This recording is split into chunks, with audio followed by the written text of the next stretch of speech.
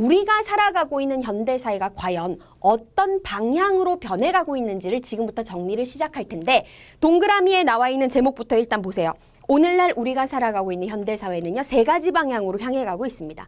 산업화되어 가고 있고 두 번째 정보화되어 가고 있고 세 번째 세계화되어 가고 있어. 이걸 지금부터 하나씩 정리를 할 텐데 이 부분은 여러분이 공부할 때 초점을 맞춰야 되는 게 뭐냐면 자, 어떤 특징이 나와. 자, 뭐 이런 특징이 있다, 이런 특징이 있다. 이게 산업화의 특징인지 정보화의 특징인지 세계화의 특징인지를 구분해야 돼. 그 다음에 문제점이 나타나. 뭐 이런 문제가 있고 뭐 범죄가 증가하고 인간 소외 문제가 나타나고 뭐 이런 것들이 나와. 그럼 이게 산업화로 인한 문제점인지 정보화로 인한 문제점인지 세계화로 인한 문제점인지를 구분할 수 있어야 된다라는 겁니다. 아시겠죠? 그게 포인트예요. 첫 번째, 산업화부터 한번 출발을 해보도록 하자. 산업화는 어려운 말이 아니라 이게 무슨 말이냐면은 원래 사회가 국가가 농업 중심의 사회였는데 농사를 지으면서 주로 먹고 가던 사회였는데 농업의 비중이 점점점 줄어들면서 광공업 그리고 서비스업 중심으로 산업 구조가 변해가는 걸 우리는 산업화다라고 얘기를 합니다. 자, 참고로 농업은 우리가 뭐 1차, 2차 얘기할 때 1차 산업에 해당이 되고요. 광공업은 2차 산업에 해당하고 서비스업은 3차 산업에 해당을 하죠. 그러니까 좀 바꿔서 말하면 산업화라는 건 1차 산업 중심이었던 사회가 2차, 3차 산업 중심의 사회로 변해가는 걸 우리는 산업화되어 가고 있다라고 얘기하는 거야. 자, 그렇다면 산업화가 이루어진 사회에서는 어떤 특징적인 모습들이 나타나느냐?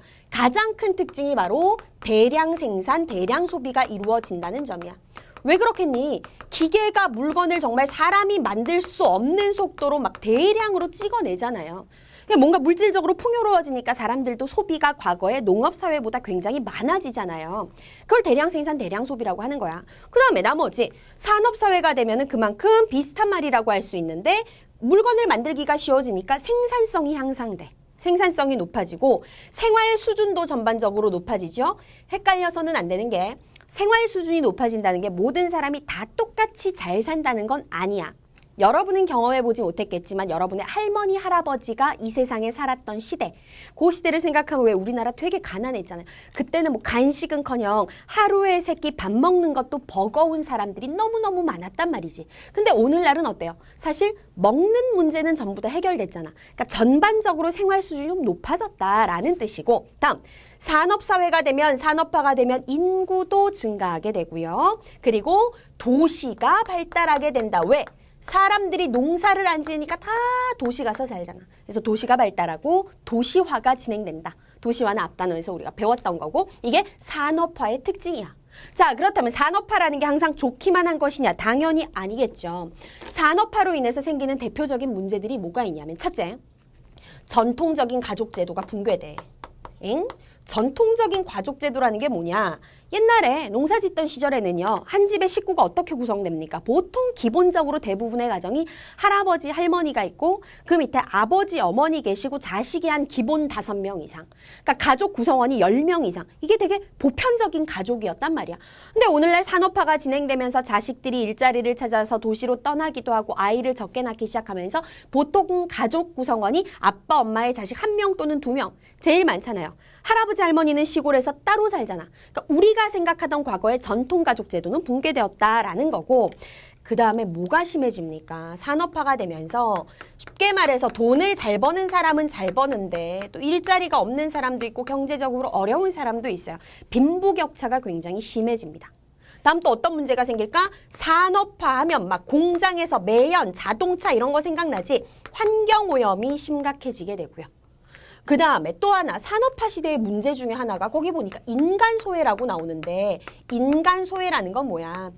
TV 통해서 많이 봤을 거야. 아, 옛날에는 참 이웃 간에 정이 있었는데 요새는 정이 없고 사람들이 참 각박해지고 인간의 가치가 점점 중요성이 떨어지고 쉽게 말해서 인간보다 물질만 능주의, 돈을 중요시하고 인간을 하나의 기계처럼 취급을 하고 이런 모습들이 나타나는 걸 우리가 인간소외다라고 얘기합니다. 그리고 특정 도시로 인구가 집중되고 막 농촌에는 사람이 없어서 일할 사람이 없어서 난리 이런 것들도 산업화로 인한 문제점이라고 할 수가 있겠죠.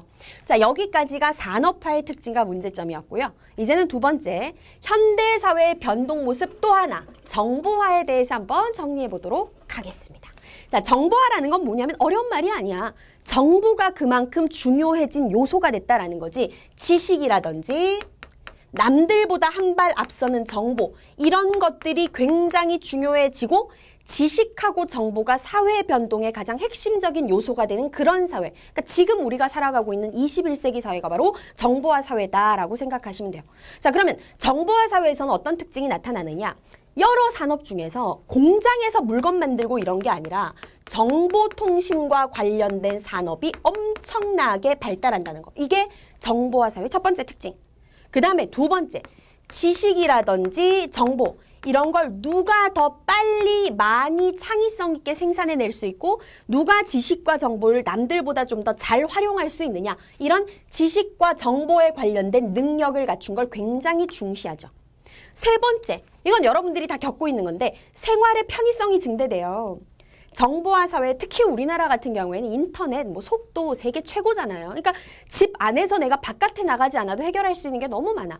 은행 업무도 집 안에서 볼 수 있고, 그 다음에 집 안에만 앉아 있어도 필요한 물건 우리가 인터넷 통해서 다 주문을 할 수 있고, 그러니까 사람의 생활이 굉장히 편해졌다라는 거. 그게 정보화 사회의 특징 중에 하나다. 하지만 정보화 사회가 되어가면서 나타나는 심각한 문제들도 굉장히 많아요. 시험에서 정보화 사회의 문제점을 서술하시오 굉장히 단골로 나오는데 첫 번째가 바로 무엇이냐? 정보격차가 심해집니다. 정보격차라고 하는 건 앞에서 이제 빈부격차하고 비교해서 생각하면 쉬운데, 빈부격차는 돈 많은 사람과 가난한 사람의 격차가 커지는 게 빈부격차잖아. 정보격차는 말 그대로 학력 수준이 높은 사람과 학력 수준이 낮은 사람 사이에 정보기기를 다루는 기술, 정보를 획득할 수 있는 수준의 차이가 나는 거예요. 그 다음에 시골에 살고 있는 사람과 대도시 한복판에 살고 있는 사람 역시도 정보를 활용하거나 접할 수 있는 수준의 차이가 난다는 거예요. 이런 걸 정보격차라고 얘기를 하는 거야. 그 다음에 두 번째, 뭐가 또 생기게 될까? 어떤 것들이 유출돼요? 요거부터 한번 적어볼까? 사생활 침해. 많이 나오잖아. 사생활 침해, 나의 어떤 개인 정보, 내가 어디에 가입해가지고 나의 신상을 남겼는데 이런 것들이 털려가지고 나의 개인 정보가 여기저기에 유출되고 이런 것들. 사생활 침해 문제가 굉장히 심각하고, 역시 비슷한 건데 개인 정보의 유출. 그 다음에 여러분들 뉴스에 많이 나오죠. 그 사이버 범죄라고 해가지고 옛날에는 막 그 조선족 같은 사람들이 전화해가지고 빨리 돈을 붙여라 해가지고 전화로 해서 돈을 붙여가지고 사기당하고 등등등 정보기기를 활용한 범죄들이 굉장히 증가하고 있다. 이게 정보화 사회의 대표적인 문제점입니다. 자, 마지막으로 세 번째, 현대사회가 또 어떤 모습으로 변해가고 있느냐? 세계화되어 가고 있다 그랬죠. 우리 교재에 보면은 교환에 세계화란 국경을 넘어 전 세계가 하나의 생활 단위로 통합되어가는 현상이라고 나와 있는데, 이 말도 맞는 말이야. 맞는 말인데 더 쉽게, 아주 쉽게 설명하자면 세계화는 전 세계에 있는 사람들끼리 교류가 옛날보다 훨씬 더 활발해졌다라는 뜻이야. 그러니까 사람들도 다른 나라에 쉽게 왔다 갔다 할 수 있고, 그만큼 국가 간의 거래, 무역도 활발해지고, 문화 교류도 활발해지고, 이런 걸 세계화 시대다라고 하는 거예요. 그럼 세계화가 진전되어 가면 갈수록 좋아지는 특징은 무엇이 있느냐? 가장 좋은 건 이거지. 소비자의 선택의 폭이 확대가 됩니다. 무슨 말이냐면은, 예를 들어서 선생님이 아주 어렸을 때만 해도요, 국내에서 수입 과일, 우리나라에서 생산되지 않는 과일을 먹는다라는 건 힘든 거여서 보기도 힘들 뿐더러 어쩌다가 그런 것들을 보게 돼도 너무너무 비싸가지고 사실 먹을 수가 없었단 말이야. 엄청난 부자가 아닌 이상. 근데 지금은 이제 동네 마트만 가도 우리나라에서 생산되지 않은 망고라든지 칠레산 포도라든지 싼 가격으로 얼마든지 사 먹을 수 있잖아요. 선생님은 과일을 예를 들었지만 수입 과자, 외국에서 생산된 옷, 그러니까 국내에서 생산된 것뿐만 아니라 해외에 있는 것까지 소비자의 상품 선택의 폭이 확대된다라는 거. 그 다음에 두 번째 또 좋은 점이 뭐가 있을까요? 다양한 우리나라 문화뿐만 아니라 다른 나라, 외국의 음악, 외국의 드라마 등등등 다양한 문화를 체험할 수 있게 된 것도 역시 세계화 시대가 이루어지면서 가능한 일들이다. 그런데 역시 마찬가지, 세계화가 무조건 좋은 점만 있는 건 아니야. 어떤 나쁜 점이 있느냐? 첫 번째, 세계화 시대 국가 간의 교류가 활발해지면서 모든 나라가 다 같이 혜택을 보는 게 아니라 국가 간의 빈부격차가 심해져요. 그러니까 무역이 활발해지고 그러면 다 잘 살 것 같잖아. 근데 실질적으로 뚜껑을 열어보니까 이득을 보는 나라도 있지만 그로 인해서 경제적으로 더 힘들어지는 나라도 있더라는 거야.